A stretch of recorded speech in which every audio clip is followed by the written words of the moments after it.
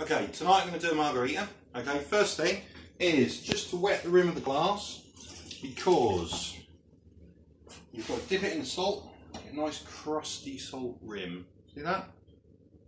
That's what we want. Okay, so I'm done with the tape for now.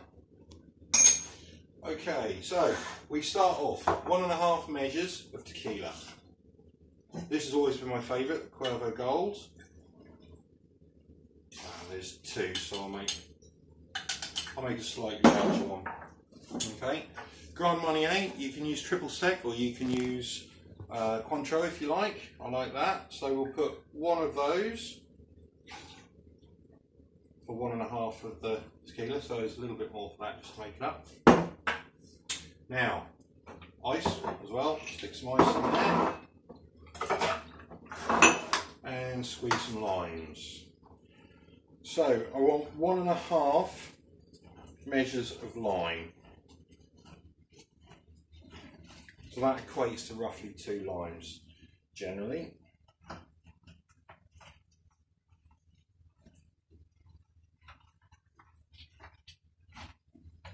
You can also do a frozen margarita, which is like a slush puppy with loads of alcohol in. To do that, you need something that's going to break up the ice and keep crushing it. Something like a big food mixer, say a Kenwood or something, but it's a lot of faff. So I'm sticking with, do you know what, I'm going to turn off the dishwasher. There we go.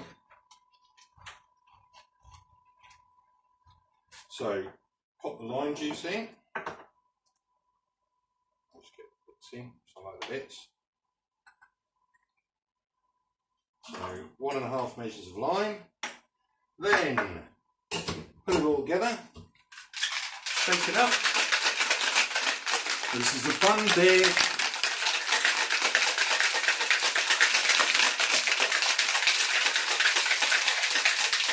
Keep going so it's really nicely chilled.